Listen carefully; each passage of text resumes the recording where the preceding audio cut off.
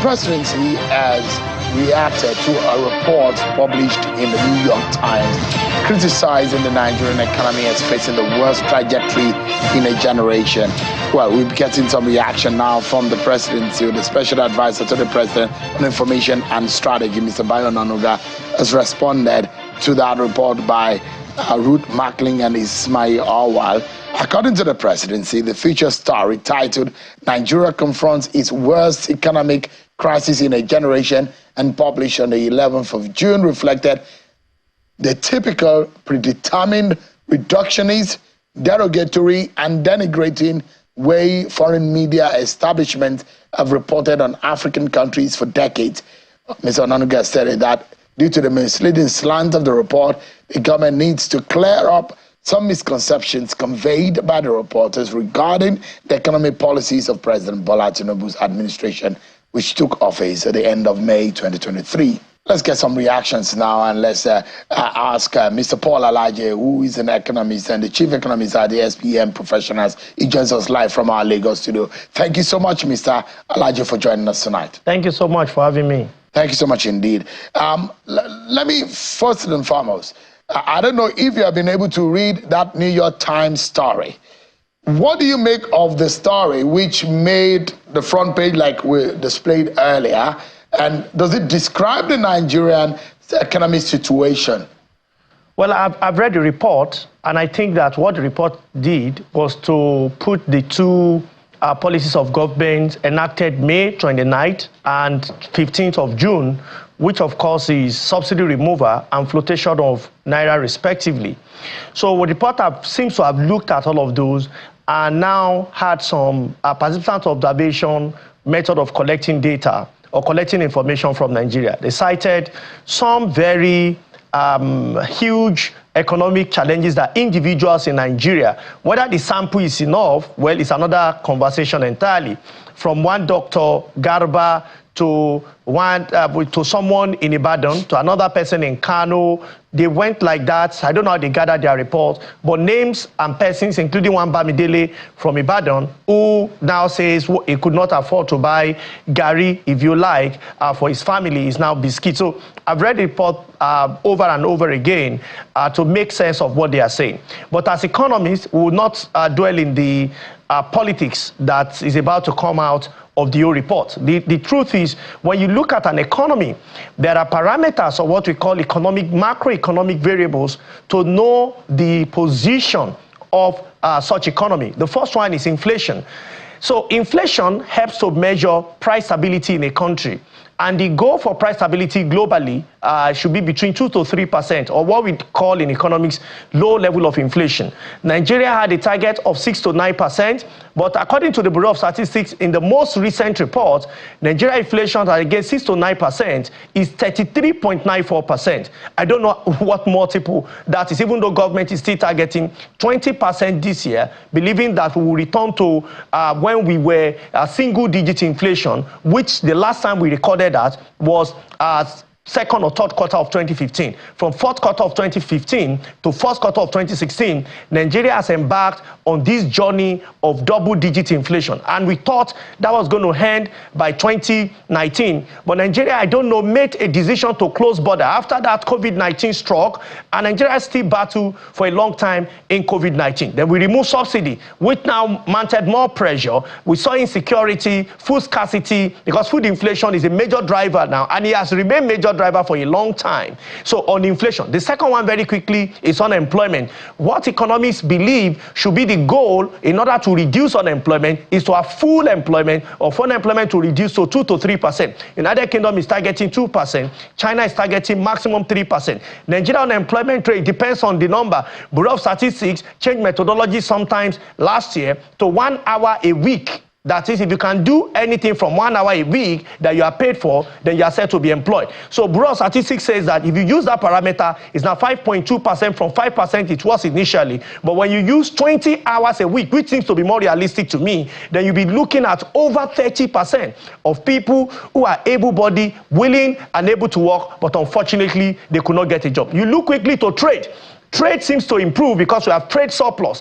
over $1.9 billion trade surplus, even though the goal of trade is balanced, but thankfully, we do not have trade deficit. We look at economic growth, GDP growth by 2.98%, as against double-digit GDP growth we expect, or worst-case scenario, to grow above our population growth rate at over 3 or 4%. But we are almost at par with our population growth rate. You look at exchange rates, which seems to be the big elephant in the room. Exchange rates, the goal is stability. What we have seen in the last 1 year is that exchange rate has oscillated. Sometimes it went to 1,900, went back to 1,050 naira, now to 30 naira less than 1,500. It depends on the market you are looking at, but generally it's about 1,471 to 1,475, depending on the market you are looking at. But is it stable? Of course, the answer is no. The most important one, which seems to concern many people watching this program right now, if they are Nigerians in the future, is distribution of income. Is income equitably distributed? The goal in economics is fair distribution of income. And we have seen as people, and it's even in the report, which I think dominated some significant part of that report, is labor is fighting against $20 monthly salary. As against the recommendation we have made is about minimum of 100,000, and we are strongly convinced that state can pay. We are strongly convinced private sector with more than 25 staff can pay. We're also strongly convinced that the federal government of Nigeria can pay a minimum wage of 100 naira. The goal of 100,000 naira a month, even though federal government is saying 62. And I've also seen some respected state governors saying they cannot afford it. For me, they need to work on their IGR and not to think of what to pay. What matters is how much are you making. If you are not making enough, you certainly not be able to pay enough. It is not time to wear babariga or wear any cultural dance. What is important now is to get to the field, work, because that was the promise you told the people that you want to do. So the work is right in front of you. Come on, get it done and pay the people fairly. Because when you convert that to the dollar, and why am I saying convert to the dollar? Measure anything. People watching us from their homes today, their television are imported. If they watch on YouTube, it's not made in Nigeria. And mention anything around us, mostly imported. In fact, food inflation, according to the report, increased by 11%, even though Nigeria at the time said we're perhaps getting to food sufficiency. We have a lot of work to do. So this is perhaps, when you look at what the report said and what economic parameters or economic circumstances we found ourselves in Nigeria. And I'm happy that the presidency has also responded to say perhaps this President Tinubu inherited a bad economy. There is no doubt about that the economy was bad. The question is, have we been able to improve this economy over time? Do we have a single economic document that states are keen into, local government are keen into, that will be championed by the federal government? As the Federal Economic Council come up with a blueprint that we are all going to follow. We've already done 1 year. We don't have a lot of time. The midterm is right in front of us. Can we have a program such as NEEDS, where the federal government champions it, state government, 36 states of them, and the FCT plugs into it, and we have NEEDS where it was also spread to all the local government? This is what we should be doing today. And what should be central in all of those is agricultural plan, because it's not about just criticizing the government. We must also show ways with which we can deliver our country from economic quagmire, deprivation, and hunger. Now, so let's look at some of the things highlighted in the New York Times, and I'll read out a portion of what the presidency reacted. The New York Times report says that this is perhaps one of the worst economic outlook for Nigeria in a generation. I want to ask you if that is correct. Also, it says that the major causes of the economic downturn in Nigeria and the spiral effect that we are seeing is based on two decisions made by the president. One, the removal of fuel subsidy, and the flotation of the naira. Do you agree with the New York Times report on that basis? Well, I think I've answered this question with you on another show on the podcast. And I told you that this year, the economic crisis will be imminent in Nigeria. I receive all manner of cost pressure from here and there, and people want that. But the econometrics, economists don't just speak. We use numbers to speak. We are projected based on what was happening and the data that was available at that time. Whether that has changed or not is a different kettle of fish. Do I agree that Nigeria are going through concerns? You can pull it on Twitter, you know, on X. I'm on X. You can pull people's opinion. People will tell you the reality of what they are going through. So I agree with what they said, and that those two policies are also policies that should not have come together. And I will tell you, it's like talking to a medical doctor as a patient, and the doctor had recommended that don't worry, what you had is an infection, and you need to take certain antibiotics, I don't know the name, one in the morning, one in the afternoon, one in the evening. You take those for 7 days, 21 tablets. But you know, the patients feel that, oh, for us to make this drug work fast, we'll take the drug at once. That is what taking subsidy removal plus flotation at the same time, because many of them have implication on inflation, they have implication on poverty, they have implication, they have side effects.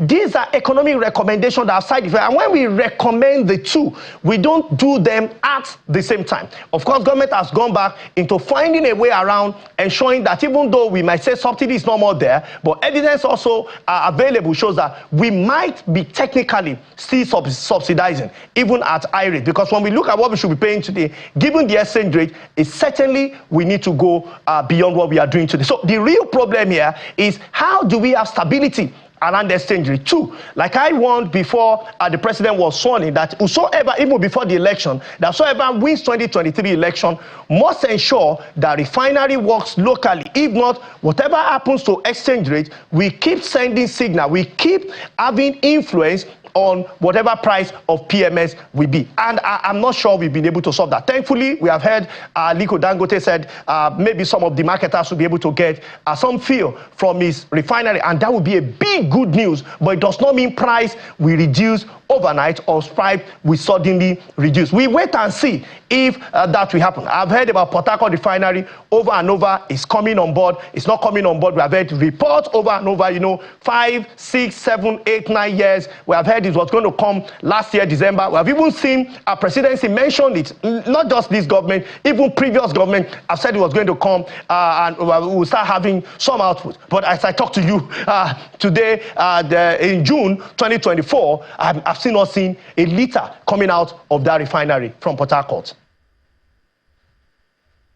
So let me quickly let our viewers know what the presidency said on that New York Times, because one thing that is predominant, there are, I mean, a lot of the times, the foreign media may have a very wrong idea or notion or perception of the Nigerian situation, and reporting it might be a big issue in terms of missing a few gaps here and there. And a lot of issues are drawn in the report which caught the attention of the Nigerian government. And this is how the presidency, Mr. Bayo Onanuga, the special advisor to the president on public affairs, this is how he responded. He said, quote, on some of the portions of that report, of his response, he said, to be sure, President Tinubu did not create the economic problems Nigeria faces today. He inherited them. As a respected economist in our country once put it, Tinubu inherited a dead economy. The economy was bleeding and needed quick surgery to avoid being plunged into the abyss, as happened in Zimbabwe and Venezuela. This was the background to the policy direction taken by the government. In May/June 2023, the abrogation of the fuel subsidy regime and the unification of the multiple exchange rate. Presidency went further to say Nigeria is not the only country in the world facing a rising cost of living crisis. The USA too is contending with a similar crisis, with families finding it hard to make ends meet. U.S. Treasury Secretary Janet Yellen raised this concern recently. Europe is similarly in the throes of the cost of living crisis. As those countries are trying to confront the problem, the Tinubu administration is also working hard to overturn the economic problems in Nigeria. What do you make of that response from Mr. Bayo Onanuga? Well, Dr. first Elijah? of all, I must say I read the report from New York Times, but some of the organizations that advise the president to embark on subsidy removal and also flotation are some notable international organization. And I'm not surprised that sometimes international organizations give you from the right and take from the, and that is why nobody will love you more than your own. We have continued to turn out several information to provide guidance to government regarding how people's livelihood will be better. I have read Mr. Ononuga's rejoinder over and over again too, and I note that he has mentioned that this economic crisis was not created by President Tinubu, which is to some extent very correct. But President Tinubu has a responsibility to lift Nigeria out of poverty, to remove the people from economic quagmire, because that was why he was voted into office. So the game of Tukokwe, what about you, which of course is what I saw in the report, as we say in philosophy, will not be sufficient, even though he has created some background to what is going on around the world, which to a large extent, I agree with that some other countries are having their own fair share. But the truth is that what other countries are doing is to find solution to the economic crisis, and they are looking for means to provide solution to their people. And if you ask me, apart from what I said earlier, that government should do by having a single unified economic document, we should have government backing, government legislation. The National Assembly must pass into law for other state government to buy into such idea. What does that mean? It will not just come from the federal government idea. It will have involvement of all critical stakeholders, including state government, local government, federal government. It will have buy-in of all major players in the economy, private sector. I mean, not to speak of economists and non-economists, everybody must be on board to have Nigeria come out of economic crisis. We've been here before, but we're able to redeem ourselves from poverty and from hunger, from economic woes, which we seem to find ourselves right now and again. Give us an idea. If the international community sees our economy and the handling in a particular way, what do you think we need to do? I'm not one of those who is quickly impressed by what other people see about you. To thine own self be true, a popular saying is, how can we be true to ourselves to ensure that our economy is on the right trajectory? It does not matter what other people really say about us. It matters what we say about ourselves. I will give you a background. The Asian tigers, before now, the international community has advised them to follow some of the advice being given to us today. But they refused. They looked at the reality of the economy, and they worked mostly with their local economies, and they were able to come out of economic quagmire that they were faced with. The Asian tigers is also one of the major blocks to reckon with in the world, because they were able to solve their own problem among themselves. Does it mean that Nigeria is doomed forever? The answer is no, because in 1945, after the World War, we saw Europe that most people want to go to today having worse situation than Nigeria, because at that time it was even difficult to be a woman. The law and order has been completely broken down, as there was no respect or regard for the law. But today, look at it. Look at what Europe has become, because they understand that the first thing they need to do was to bring energy to a place where people can afford it and can be made available for their population. The same thing Nigeria must follow. What should be the priority of us as a nation?